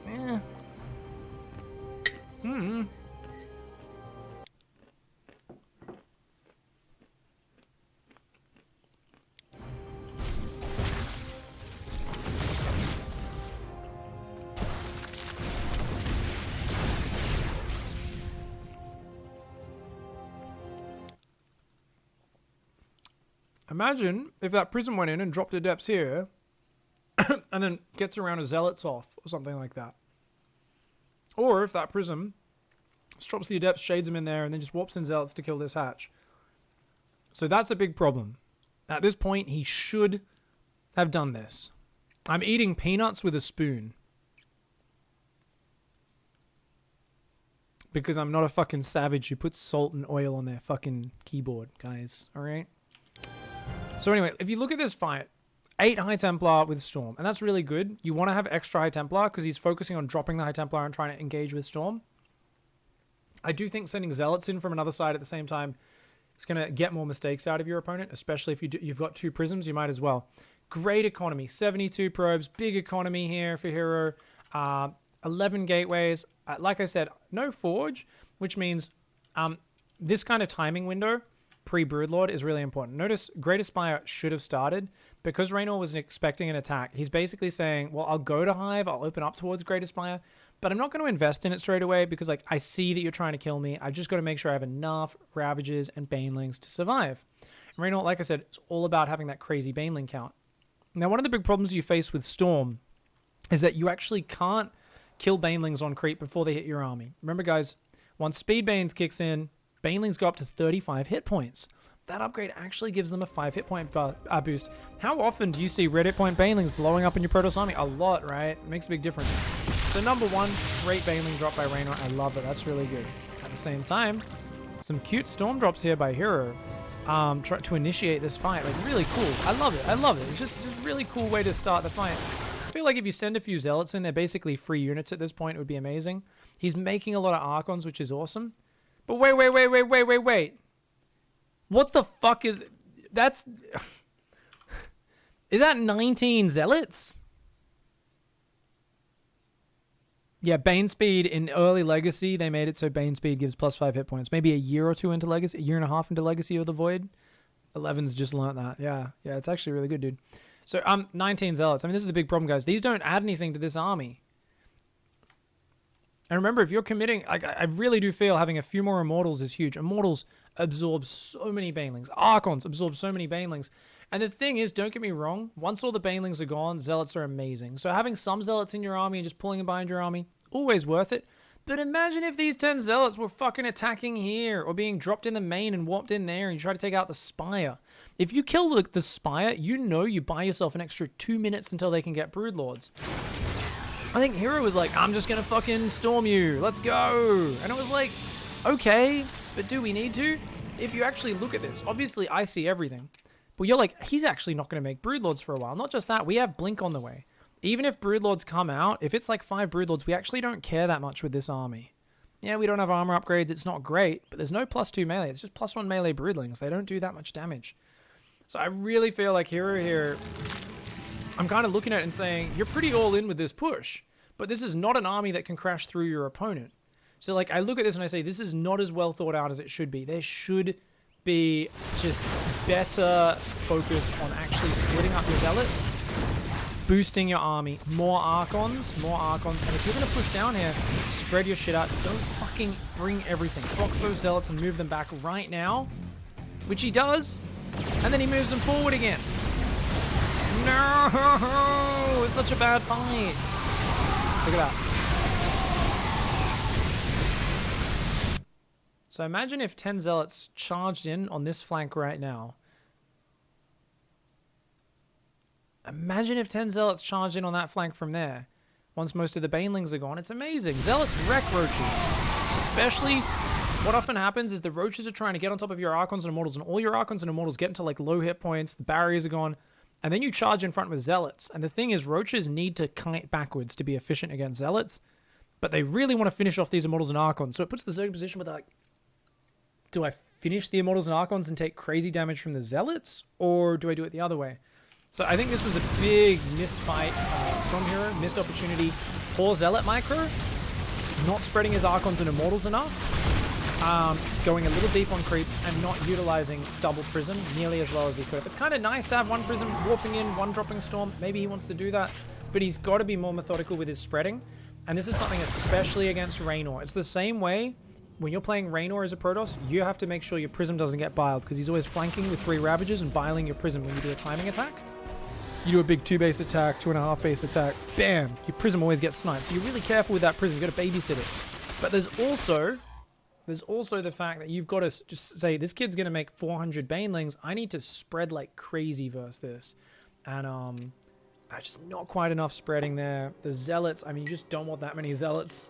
If you're going to do it, like I said, backstab with them. Even if the Prism's not there, just run them across the map from another angle.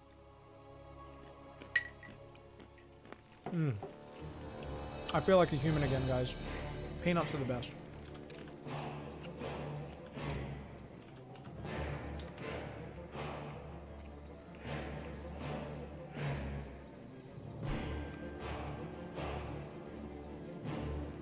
All chips should be eaten with chopsticks.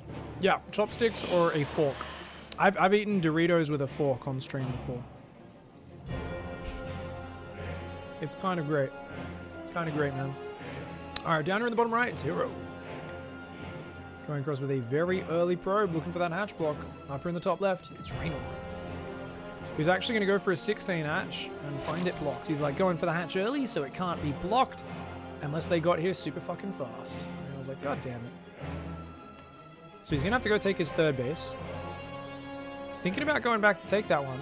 Oh, he's going to do it. So I think it's much nicer to have your natural here. I think that's worth it. I think it's fine for Hero as well, because you want to make sure you're not being 12 pulled. So delaying that hatchery by 7 or 8 seconds is enough. It's enough. Like, it still messes up Reynor's build a bit. You know, his queen will be later, yada yada. Works out. Behind this, we got the gateway, 2 on gas, and actually he's going to fully saturate the minerals. I feel like Hero like changes his mind with his mineral gas saturation a lot, like during the game. I always get that impression. I'm like, does he know what is doing here, or is he making it up as he goes? Hero is actually an amazing player, so he's the kind of guy who can just like shift his build, just clicks his fingers. Actually, this is a good idea. He can just do it and do it really well. Are you as particular about real life micro as you are in StarCraft? Yes, yes, I am.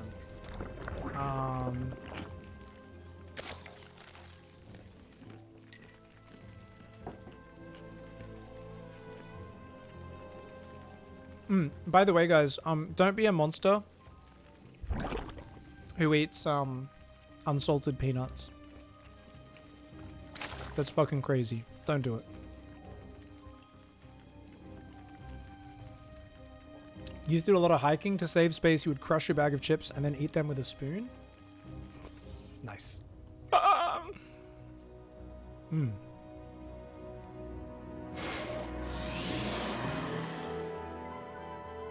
People are like, wouldn't muesli bars and like nuts and stuff be better nutrient-wise when you're hiking than chips?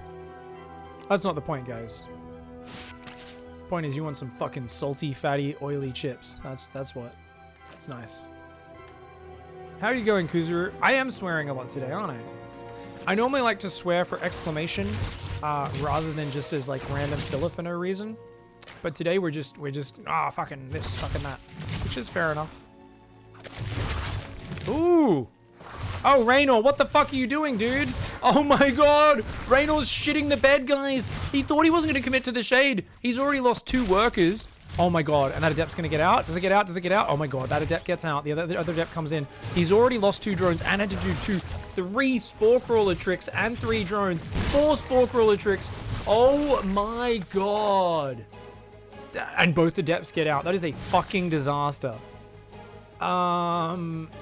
Oh my god, that is so bad. This early in the game, you might be like, oh, good micro, he saved all of his drones. No, he lost 3, and every spore crawler trick this early costs you so much because he wasn't able to produce drones non-stop the way he wanted to.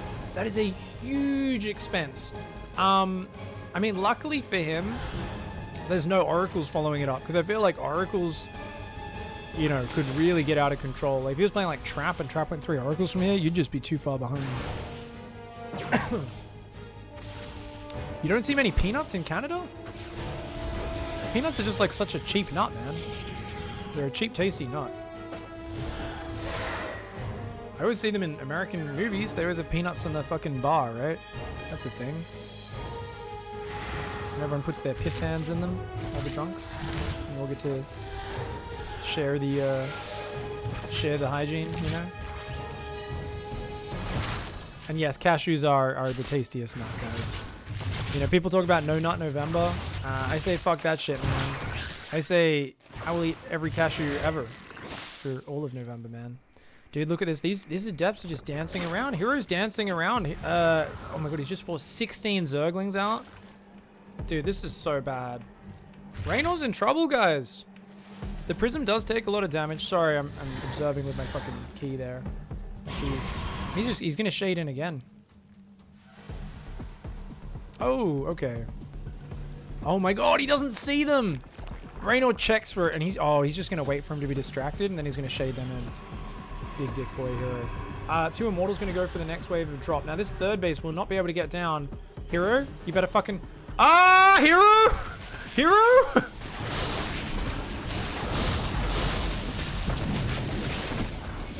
It was really bad for Reynor. And now it's okay because he just killed every sentry. I mean, the Lings in the main aren't going to get anything. Natural gets cleaned up. Main doesn't get much. What are we looking at? 48 drones versus 41 probes. Hero is going for +1, is going up to 6 gateways. So a very scary immortal timing attack coming out. Third base does go down behind it. Just 41 probes. 50 drones here for the Zerg. But there is droning and a Nexus. So I feel like he's not going to commit that hard, actually. And wait. More Lings just ran in? What the fuck? Oh my god, he just lost more probes. Oh, this is ridiculous. Okay, so Hero's like, shit. My timing attack just got thrown off. So he's gonna run forward and headbutt his Prism through the inhibitor zone, and it gets sniped. And okay, the entire advantage of Hero's early adepts is here. Ooh, hold on, sorry guys. 1 sec.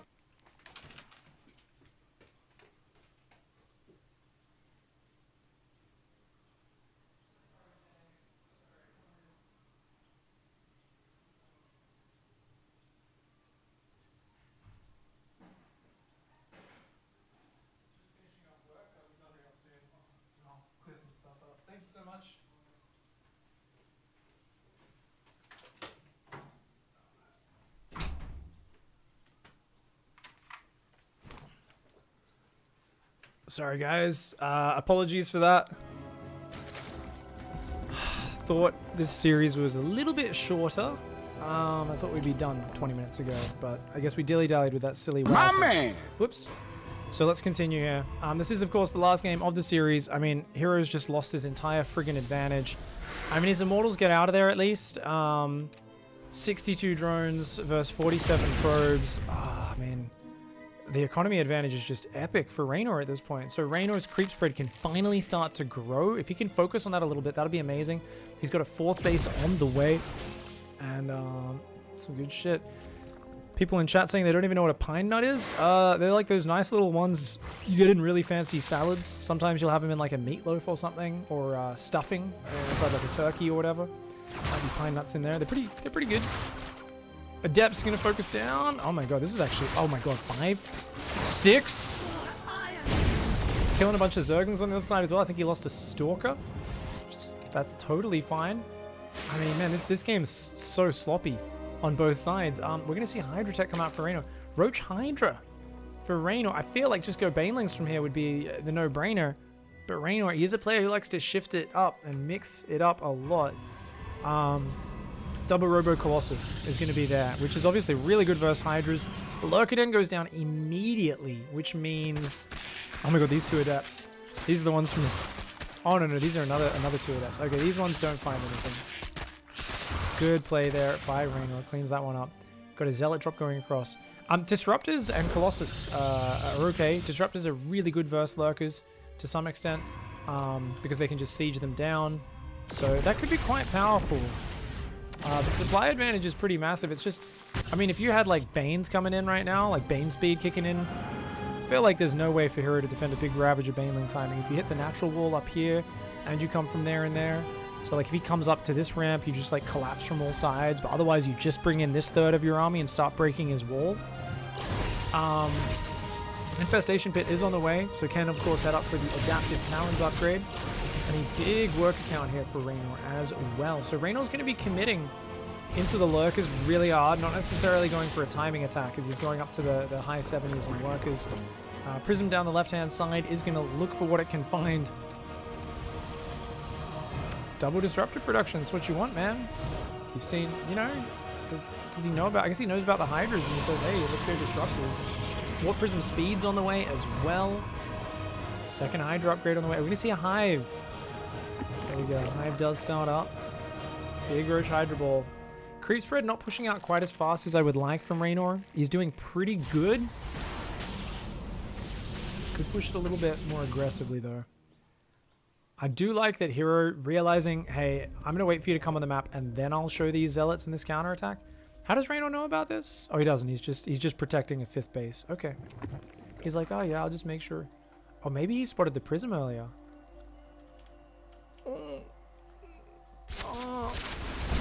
Yeah. He misclicks it north. Oh my god, Reynor. Good catch, good catch. He should have Overlords down here, by the way, as well as he should have Overlord out there and there. So not the greatest map vision from Reynor. He's not really dotting his I's, crossing his T's, but he's up at 82 workers. He's got a big army supply. Upgrade advantage goes to Hero currently, but not for long. +2's catching up. I guess +3 will then kick in a bit later, though. 4th base is on the way for Hero, coming down quite late. A bunch of Roaches coming into attack there. Don't think he really has anything to defend that right now. Probe does spot it coming. And he says, hey, I'm going Blink Stalkers and Disruptor, apparently. Oh, that Disruptor gets focused down. Nice pick there for Reynor. And Reynor, I mean, not only gets the Disruptor, but he sees the Disruptor tech. He's already got a Viper on the way. I feel like if you go 2 or 3 Vipers, that's going to be amazing. Just one, not really going to cut it. Of course, for those who don't know, if a Disruptor has fired a shot and then you abduct the Disruptor, the shot gets cancelled. The Purification Nova just disappears. Roach is going to come in here. A lot of Zealots, man. I think he just attacked his own Roach. Reynor with a bit of misfocus fire. Killed his own Roach there, trying to focus down the Zealots. And, ooh, nice little Disruptor shot to clean up that Roach run by an inefficient trade out there for Reynor, who does now build 4 more Vipers. He's got Adaptive Talons on the way. How many Lurkers are we looking at? 8 Lurkers. He's trying to send a Lurker drop across, but it's going to fly straight through this army. Reynor. Okay. Does he have another drop? 2 other drop loads there. Okay, Lurkers here. Watch out, Disruptors! Ooh, Adaptive Talons isn't quite ready. It'll be done in 3 seconds, guys. So we'll be ready for this next engagement. But Hero's just going to try to wedge his way through. Disruptor shots, of course, look so bad through that Purification. So that's a bad area for Hero to engage. This is a much better area, whereas Disruptor shots can actually fly at full speed. The Lurkers are going to come down. They're a little bit exposed in the open, but there's so much support. Ooh, does get 1 Lurker. The Vipers need to start abducting. I would actually probably maybe even prioritize Immortals and Archons here, to be honest. Oh, Disruptor shots all whiff. A couple of abducts do go down, and some of those units falling. Stalk is absolutely terrible at standing their ground against Lurkers. They just get blasted to shreds by them. It's all just about surviving right now. That Zealot counter going in on the north-hand side. Reynor getting a little bit distracted. He's not in position. Those Zealots dive into that base. They're going to jump into that one. Uh-oh. They do pull back. Disruptor shots coming from the outside. A couple of the ducks do go down, and I think one of those disruptors will get out just barely. The Zealots being F2'd back in here, a huge mistake from Hero. He's got to get them back in there, man. Those Zealots were just about to tear him apart, but Hero, trademark F2, fucking up his micro over and over again. He's been doing it for years, and he's never fixed it. The Zealots come in, jump on the Hydras. Hydras and Ravagers cannot stand their ground against Zealots, guys.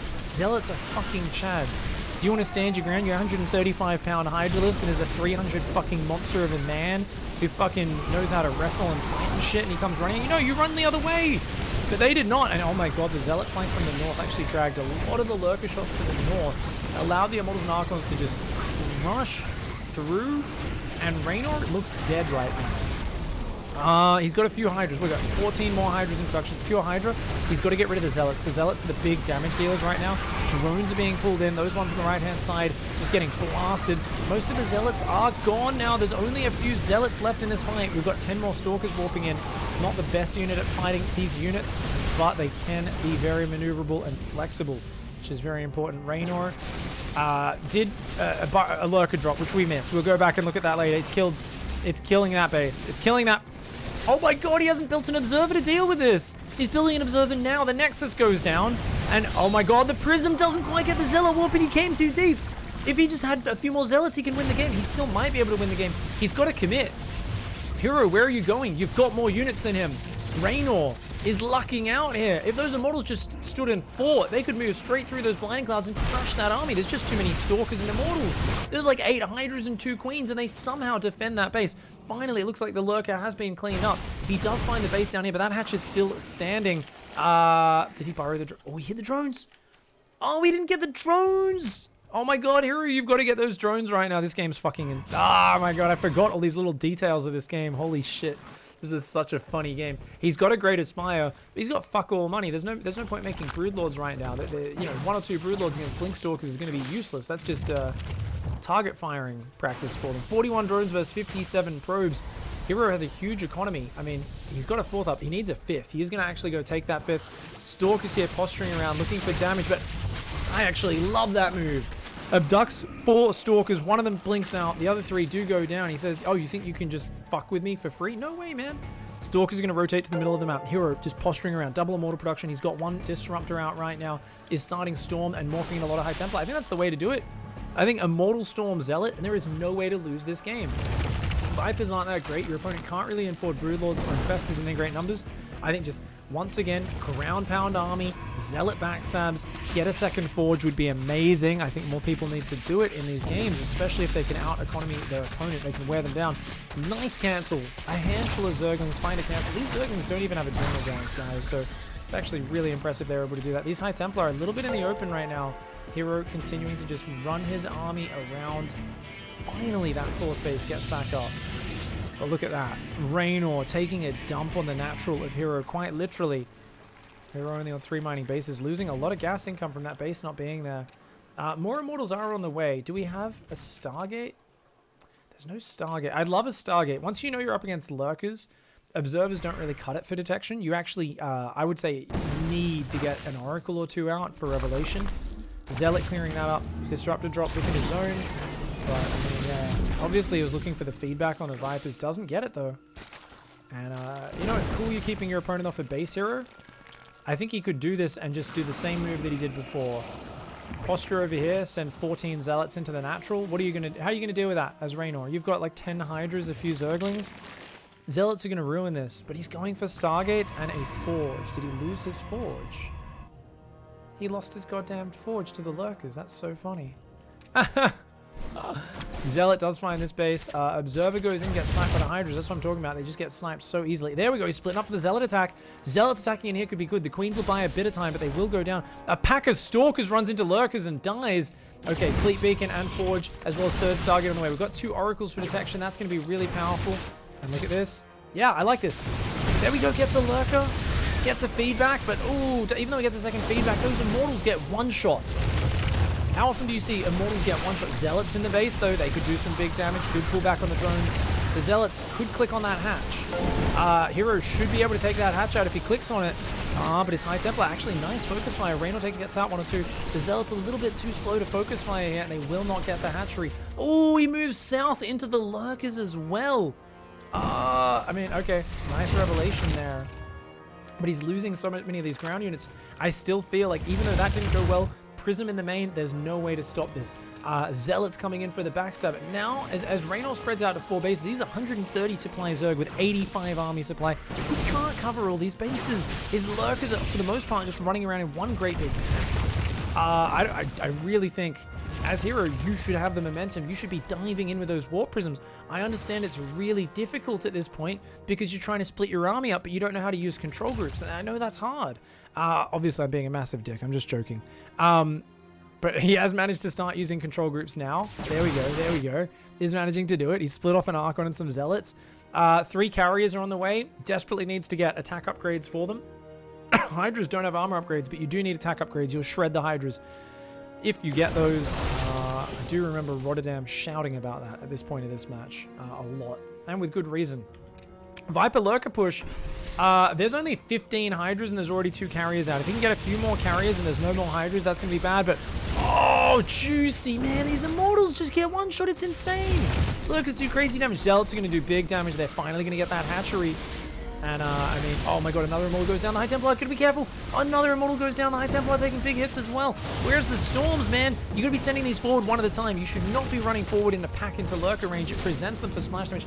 Hydras go back. The Zealots should have been micro deeper into that base. I think they got F2'd backwards. That's what it looks like. I think they got F2'd backwards.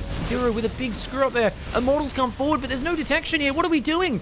Why are these Immortals going forward? The High Templar are taking huge hits. How many carriers? There are 3 carriers out. The 4th and the 5th one on the way, still with no upgrades, but there's not that many Hydras. If you can get Zealots and Storm on the Hydras while the carriers engage, you can maybe make this work. Where's the High Templar, though? They're not there. The Zealots do nothing. The Hydras clear the Interceptors. There's only 21 Interceptors the carriers need to disengage. He's going to try to get these High Templar down here, but nice abducts on those carriers. Only 1 High Templar makes it to the low ground. He needs a Storm on the Hydras. If he can land a Storm there, he wins this series in this game. Right now, he's down to just 4 carries. He's trying to build Void Rays now. He's panicking. He needs more carriers, more than anything else. Another abduct, a double abduct comes down. The focus fire is good. Reynor snaps 2 of the carriers. The Interceptors come forward. The Archons try to support, but they get obliterated before they can do anything. The Interceptor count is gone. They just did not do enough damage. They were separated there. He needed to keep the carriers further back and attack all at once, but he got them abducted 1 or 2 at a time. He did not get any Storm or Zealots on the Hydras. Just a small pack of Hydras eliminates his superior air army. Hero here. Just an absolutely psychotic game. He's going to try and engage this with Blink Stalkers. He'll try to run past. Oh my god, the Lurkers are ruining him. He gets a revelation, finally clears it. He's going to try and initiate a base trade, but his bases are already dying. He's trying to send probes to the south. I think he's thinking about getting a Nexus somewhere else. What does Reynor have at home? Not a lot, but I mean, he can send units back. He's keeping some Lurkers on the offense, and he's going to send a pack of Hydras, Vipers, and Lurkers back. He's got to be careful with those Vipers. They could go down quite easily, but look at that. Oh my god, the carriers are in the open. The carriers are in the open. Oh my god. He might actually be able to do this. Where's the... Oh, he didn't get a revelation. He didn't get a revelation. Nice blink. Does get the Vipers, but he gets a... Oh my god, he just kills one of the carriers as well. The Interceptor's just going to disappear. The carrier's stuck in the inhibitor zone. And Hero... What the fudgety fuck? That was the scrappiest game. Both players falling apart under pressure at multiple moments there. Let's go back to this moment where, remember guys, there was that Lurker drop. He's just waiting for OV speed to kick in. He's like, oh, it finally kicked in. So in the midst of all that skirmishing on the other side of the map,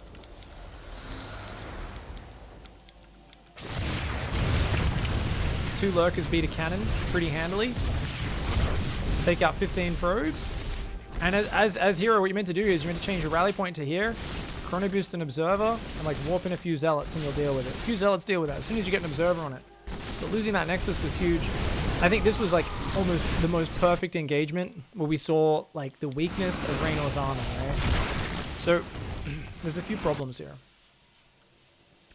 77 drones. So he's got more drones. 5 Vipers. Vipers are good over time, but they're not direct combat units. Lurkers. 11 Lurkers.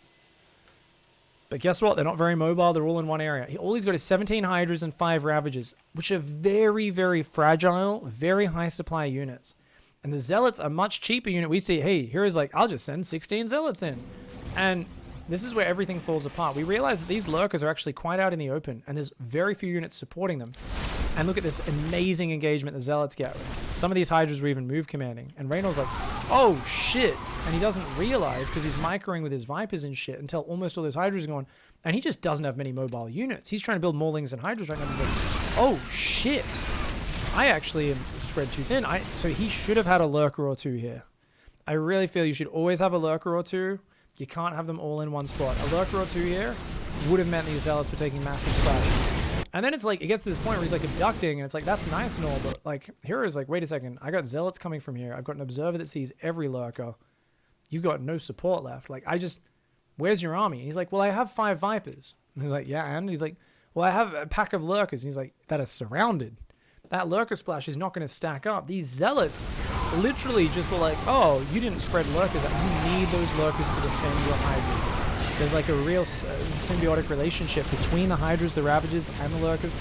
And yeah, in this situation, maybe some spines spread across the bases would have helped, but like, that was such a savagely good engagement there for Hero, and so bad. And I mean, this is the point where, like I said, I mean, the drones being pulled off the line, I actually would have loved those Zealots to pull back. And he pulls all the way back and does such a safe walk-in, which was awesome. And he's like, no, I'll pull down, I'll get rid of these Hydras, and then move back up. And I'm like, cool, yeah. Now siege your Prism here and warp in Zealots. And this is where he A moves, and he's killing a Spore Crawler with half his Stalkers. These units are like, okay, Guardian Shield and push in, let's do it. And it's like, wait, are you morphing on the front line against Hydras? That goes down. The other Stalker's like, oh, maybe we should join in. And then the Viper's like, wait, we're actually useful right now. If you just attack me, all I can do is Blinding Cloud, so you've got to move through the Blinding Cloud to force a fight, right? But the moment you disengage, Viper's like, oh, cool, we can actually fight 1 or 2 of your units at a time. I'll grab an Immortal. It's like, oh man, if Hero just had all of his units there, it would be amazing. These drones hiding, absolutely crucial. Hero goes down, finds a base. He's like, oh yeah, that's normal. No, you gotta find the drones. Some big missed opportunities here. I mean, an amazing engagement. And then, like I said, I can't get over just the fact that he's like, I'm gonna go carriers now. Don't get me good, guys. Don't get me wrong, carriers are good versus Lurkers. When your opponent gets down to like 2 base economy though, they're not playing, this is not a 75 drone, spores and spines and Lurkers everywhere game. This is not one of those unkillable Zergs. This is a Zerg who cannot cover their bases. And you can just drown him economically. I just think there was a huge misstep by Hero, where everything looked good at this point. Takes way too long to get his 4th base down, by the way, 5th base, whatever you want to call it. And then he just fails to set up these Zealot counterattacks fast enough. It feels like sometimes Hero does slow down a little bit in setting up the multi-prong, where he just wants to force the direct engagement. And it's like, well, come on, you were never going to win that trade. You don't have high ground vision. I think he should have got 1 Stargate for Oracles, but I think they should just be Zealots here. They should be Zealots here. His main army should be posturing and skirmishing and scaring the shit out of Reynor. And as long as he keeps feedbacks in front of his army, he can't get abducted. And then there should just be Zealots attacking him. What do we got? Remember the previous fight? He had like 15 Hydras and a few Ravagers. Now he's got 11 Hydras, 8 Zerglings, and every drone is way more valuable. So anytime you get in a mineral line, he's screwed. So I really think that was a big misstep. You know, I think Hero dropped the ball quite hard in this game. I think Hero also dropped the ball. Remember, his early Adepts did so much damage, he let Zerglings into his base twice. It was a huge screw up. At the same time, Reynor was looking so solid after all of that. He let a pair of Adepts kill a lot of shit, and then there was this big fight where it's like, wait a second, come on, man, like you gotta set up your defense better than this. Arguably, that's the better 4th base for Lurkers because there's like narrower choke points. That's a friggin' big choke point through these two. It's not even a choke. It's basically just a wide open area. So once the Lurkers got set up here, it was very dangerous. He really needed to stop any detection getting on his army. And he needed to be much more wary of everything. So like his economy was just a bit too high here. So if we look at this, he's got up to like 85 workers. I mean, I think we just needed more spines, right? And maybe these units he forgot to pull down. Leaves 3 Hydras in the main. I don't think he needed that, yeah. Let's see if he remembers to bring those back. sloppy trade out. But yeah, once this army starts posturing, I think, yeah, he's like building 30 Zerglings. He's got no upgrades for Zerglings. So Zerglings are actually useless units. Sometimes I do the same thing. I did the same thing earlier today. I was like, oh yeah, I'll just make some fucking Zerglings. And it's like, if you don't have upgrades for Zerglings, these units add so little to your composition. They can't fight the Zealots. They can't really engage the Archons. Like, they're pretty bad units. So you look at this and you're like, dude, you need to be like massing. You got so much money. You need to be massing spines. Yeah, should have left these lurkers up here. He panics and pulls these lurkers away. He's like, fuck, I need them in my main army, right? Yeah. No. One spine on red hit points is not going to defend the base, dude. Yeah, so he's trying to get more Hydras out, which makes sense, but like spines, you got to leave the lurkers up there. And I do feel if he kept the Overseer and stuff here, if he had that base covered, Hero wouldn't have been able to engage simply because a Ducks counter disruptors and observers aren't going to be able to get vision. It was kind of funny, right? Hero had to wait so long because he had to wait for this observer to get there. Oh, here it is. And once those observers get here, he's like, oh, cool, I can take a fight. So you see this observer's going to run up and go pervert mode in a sec. There it is. See those disruptor shots just get destroyed? It's so funny.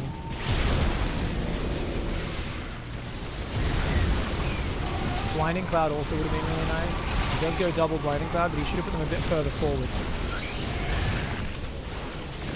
Damn though, GG, well played guys. That's insane. This was such a scrappy game. So many screw-ups on both sides. One of the funnest games to watch, in my opinion. Even if it was scrappy as all hell. GG! Damn! Damn. Thank you so much for watching, guys. I hope you enjoyed this video. If you guys have been supporting the Patreon, thank you very much. If you guys want to join the Patreon, info is down below in the description.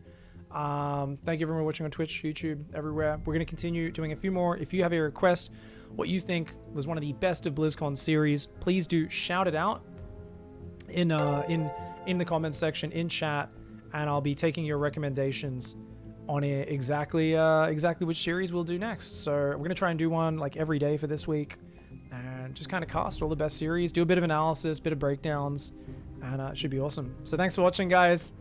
This Hero Vipers, Hero Lurkers, just absolutely insane series, insane game, and GG, well played to Reynor with the 3-2.